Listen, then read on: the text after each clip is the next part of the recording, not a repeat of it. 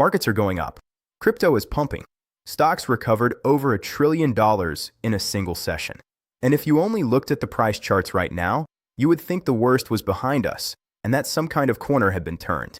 But the data underneath the surface tells a fundamentally different story. And the gap between what the headlines are celebrating and what the structural numbers are actually showing is exactly the kind of gap that has preceded some of the most significant market reversals in recent economic history.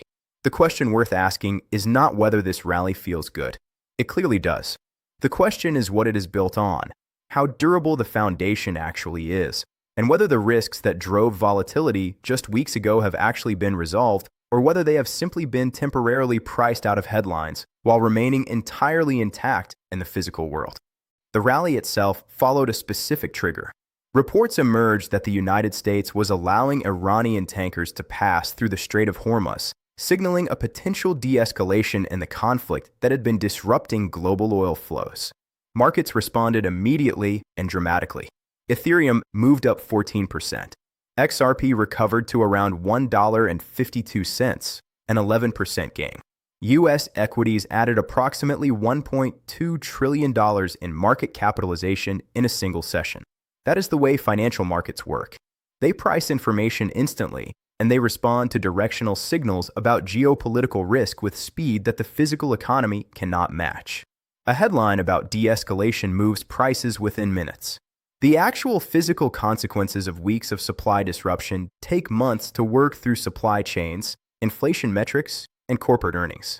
The asymmetry between how fast markets respond to news and how slowly the real economy absorbs shocks is the structural dynamic that creates the conditions for relief rallies that turn out to be temporary.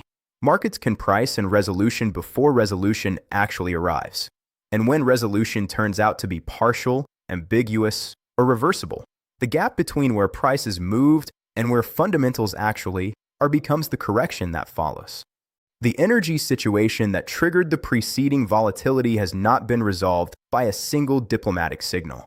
The Strait of Hormuz remains largely obstructed, with only a limited number of vessels, reportedly Iranian tankers, actually transiting the waterway in any given period. The losses in daily oil barrel flows continue to accumulate.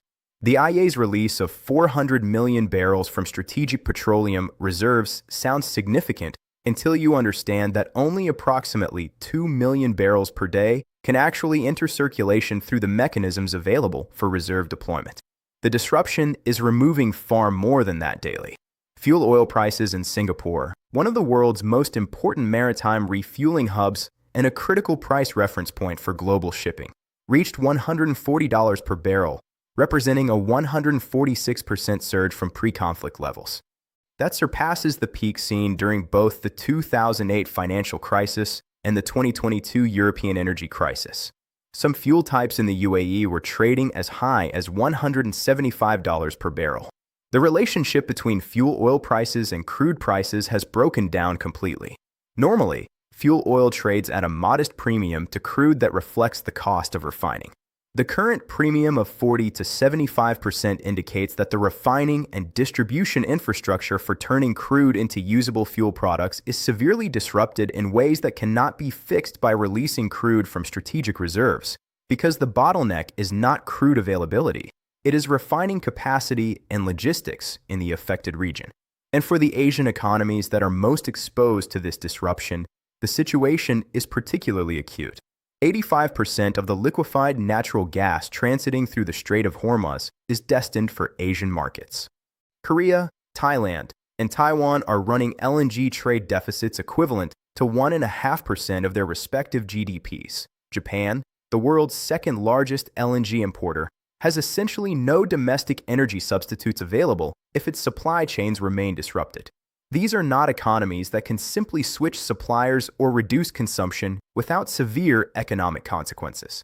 The inflation transmission from energy prices into the broader economy is mechanical, and it operates with a lag that means the full impact of current energy price levels will not appear in official inflation statistics for weeks or months.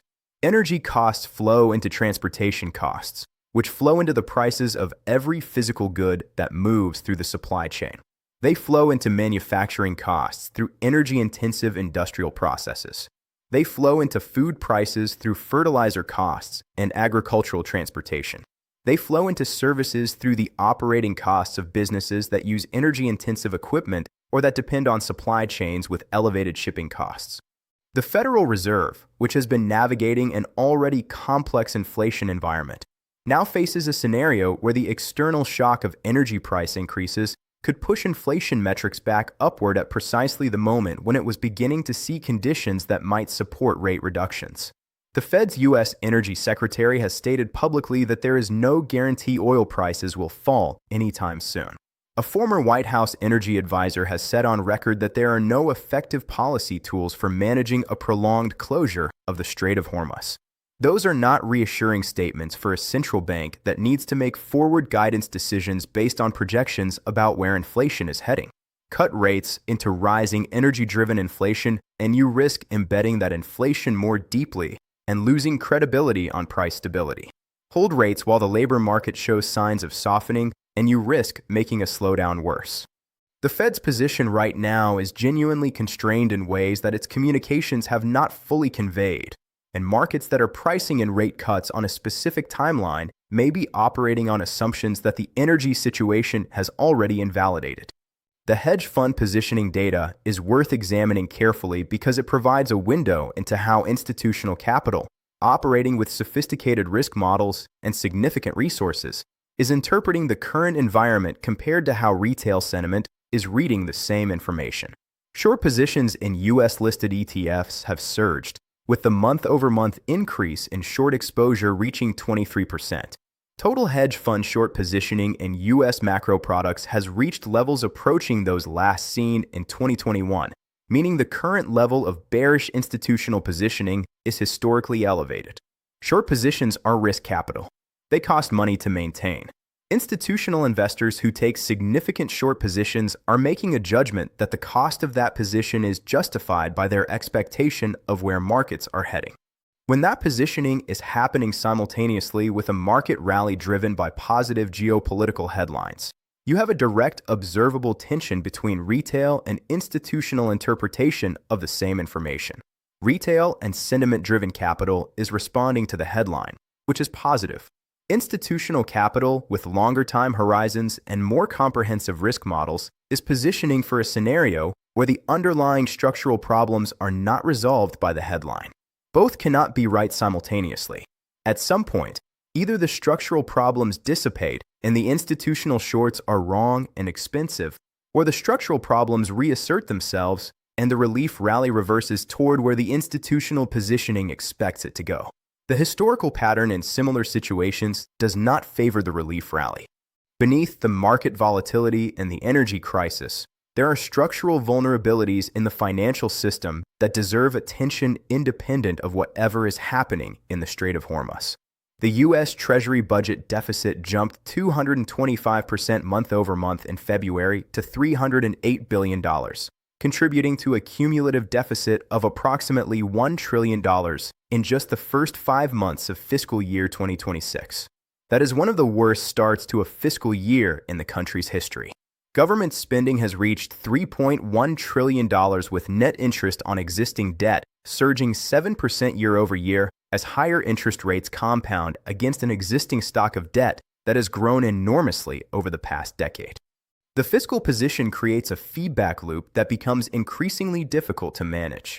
Higher interest rates are needed to control inflation, but higher rates increase the cost of servicing existing debt, which increases the deficit, which requires more borrowing, which puts upward pressure on yields, which maintains or increases rates.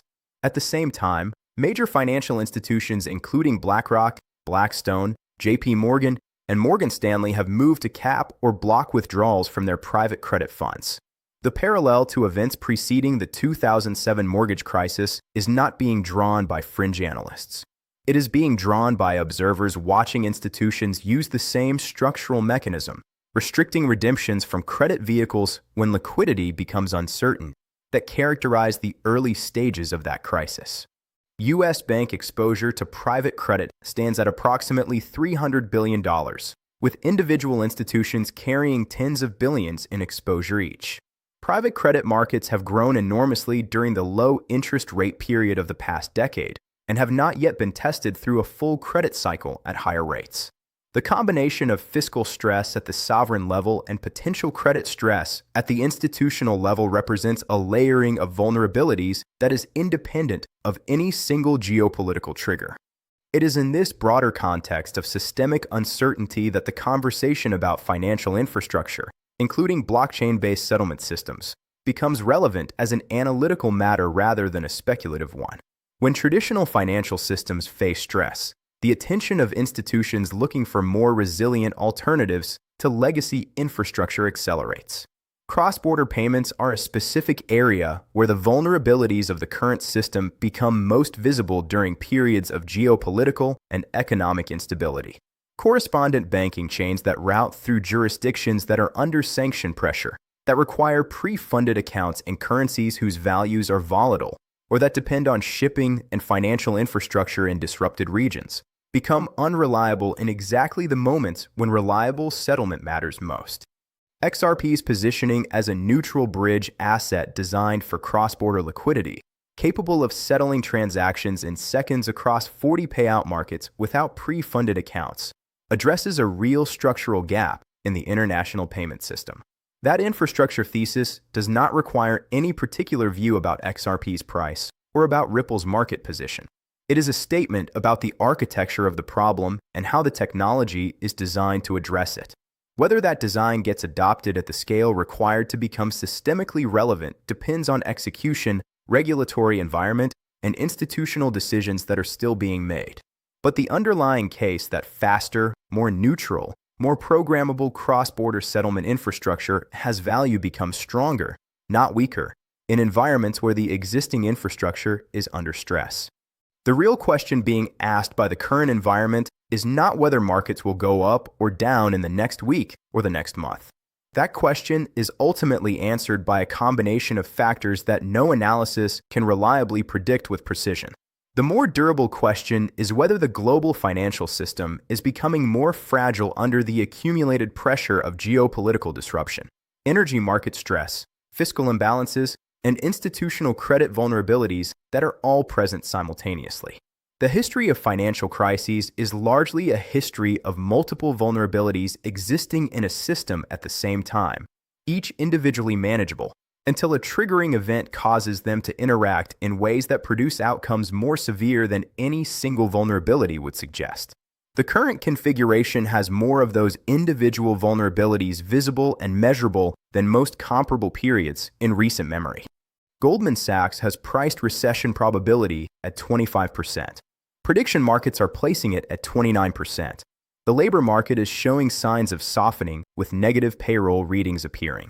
And economists are increasingly aligned on the view that even if a peace agreement in the Middle East were reached tomorrow, the inflation effects of the current energy disruption will take months to work through the system, keeping the Federal Reserve in a constrained position regardless of what geopolitics does next. If the system is already operating under this degree of accumulated stress, the question is not whether volatility will come. It is how much of it is already priced in, and what gets revealed when the next triggering event removes whatever remains of the relief the current headlines have provided.